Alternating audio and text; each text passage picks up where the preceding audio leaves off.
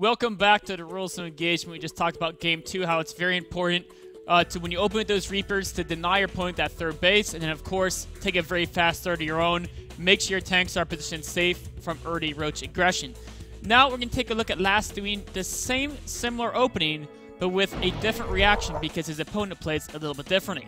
So we're going to talk about how you can open Reapers against speed leads. Then we're going to talk about how you can utilize Hellbat drops against Zerg and then getting the most out of those Hellbat drops to optimize the damage output. So let's jump into this game. And then remember, this is game number 3. So game number 1, Soulkey said, I got so far behind from those Reapers, while they didn't do too much damage, I couldn't take a third base. I had to make a ton of Zerglings. I was contained for too long. I didn't like that feeling. So this game, I'm going to try to get speed significantly faster, right? So the Reaper's still going to get in. I mean, Reaper's always going to get some kills because that's just what Reapers do. They like to kill things. I mean, they're all prisoners, actually, I think, in the lore. They're convicted, and they get to be free if they're turned into Reapers and kill more people, which is kind of weird. So he's getting speed this time, taking these guys off gas, making sure the bunker doesn't finish. That helps him out a lot here.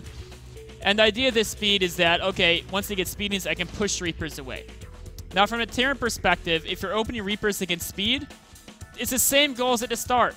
You get a couple of drone kills, you try to force Zerglings, and you try to get scouting information, see are they still mining gas, is he getting roach swarm, baiting nests, how many drones is he making, and you still try to slow down at third base. So it's all the same goals except for one important difference. And that difference is going to be you have to get out of there before speed finishes. So with speed, you should know about how long it takes. As speed starts to get closer and closer to being done, get those Reapers out of there, because as soon as speed finishes, these little vicious critters are going to run your Reapers down. Potentially. If you're really good at jumping up cliffs and they don't have too many, you might be able to still work some micro, but get them back there to defend and give up that contain much faster. Of course, the disadvantage is now Soulkey can actually go out and take a base if he wants to, or he can progress to the lair, whichever he chooses. In fact, the Reaper's slowed down his economy enough that he hasn't been able to take a base super early here, and also he wants to prioritize getting roaches out. But the concept's still the same. Slow down the Zerg early game, just get them out of there before speed finishes. Now, the next part to talk about is, of course, it's the same mech transition, getting those Widow Mines out to be safe, going for those Hellbats because you've got plenty of mules, plenty of mineral economy. And so when you go for those Hellbat drops, they're really, really good. But there's a couple things you have to check. One is make sure your defense at home is solid. So if your opponent comes to try to kill you, you've got solid defense. So he's got the bunker, he's got the Widow Mine, and of course, he's got more Hellbats being produced. He's got a siege tank, rally to the high ground. He's got a siege tank here in the high ground, so any roaches coming around will get blasted to pieces. Very, very solid defense at home, so make sure that's important. And then what you can do is you can have fun with Ignite Afterburners. So you push the Ignite Afterburners button, you drop the Hellbats. If they try to defend with roaches or queens, you can just kill the roaches and queens, because the Hellbats like to kill things. And then you use Ignite Afterburners again when you want to get more damage in. Jump over to the Expo. And one thing that's cool, well, one is this guy midair falling out. That's pretty cool. But the other thing that's cool is that you don't need to be afraid of dropping Hellbats on top of units, right? Your opponent can have all these roaches right here, right? Look, he's got 5 roaches right underneath the drop chip.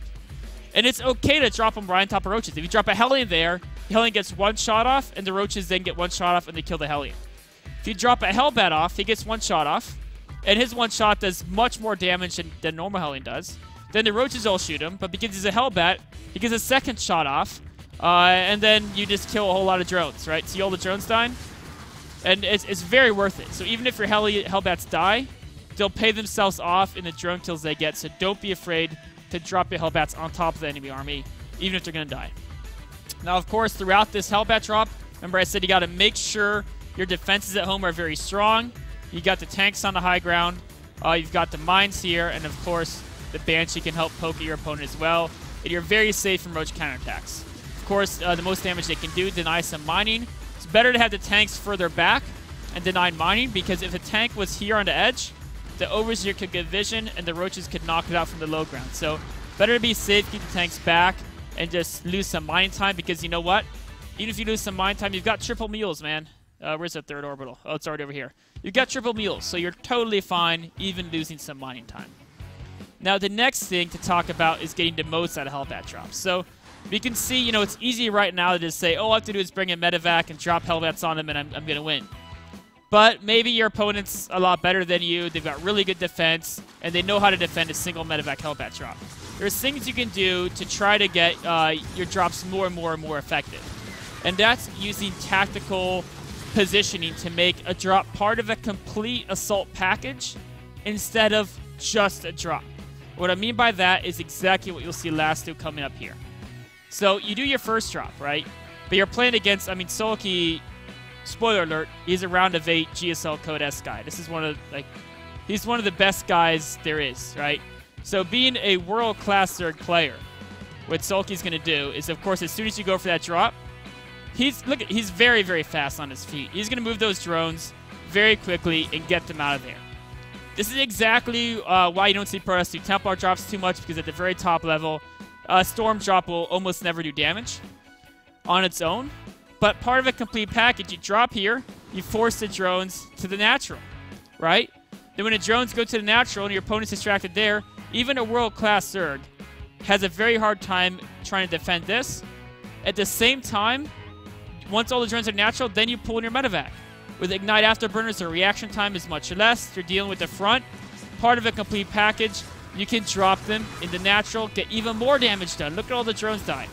And then, right, you know they have units here. They just push your drop away. Of course, that drop goes over here, does more damage at the same time. And then you know that the units are going to they're going to leave the main to defend the natural. And the guys for the natural now, they went but there, they're going to have to go and defend this drop. Which means you're free to go back into the main. And all of a sudden you can go more damage in the main. Even if he runs away, Hellbats actually do insane damage to buildings. You can kill the Spire. Part of a complete package like this, you've got massive drone kills, 45 drone kills. And of course, as long as you're safe against Mutas at home, that was Soulkey's last chance to get back in that game and come back. So how can you do this at home, right?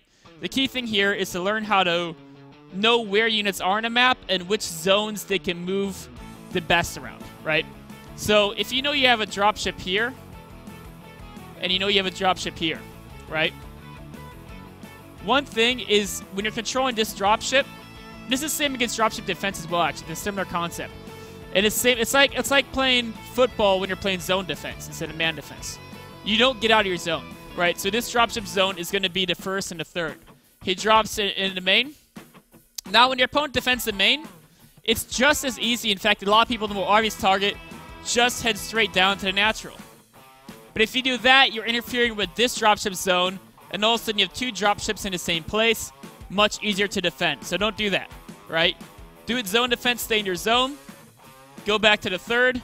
This dropship comes into the natural, right? Now, when they go to the third, this dropship can go to the main. This dropship bounces between this area, the main and the natural. This dropship bounces between this area, the main and the third. Each one stays in their own zone, and you'll always have multiple threats everywhere.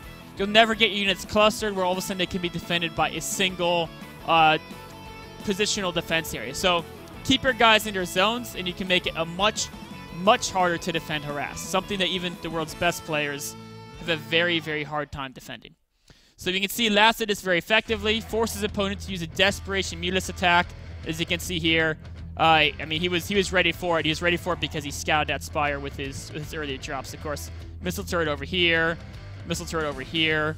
Not in the main, but I mean, it's very hard. Mutas would have to come down here, and then he's got Thors on the way. So very, very solid defense everywhere. Well planned out attack, a very cohesive plan. So reviewing drop play, especially if you drop play with units that aren't quite as strong as Hellbats, very important to not just throw drops out there. Have it be part of the assault package plan. Now, in this case, it was drops, double drops at the same time. One, not only doing damage, but also opening up an opportunity for your other dropship.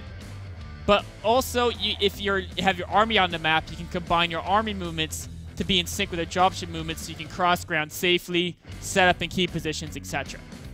Wraps up this game number 3. We'll take a short break and be back with game number 4.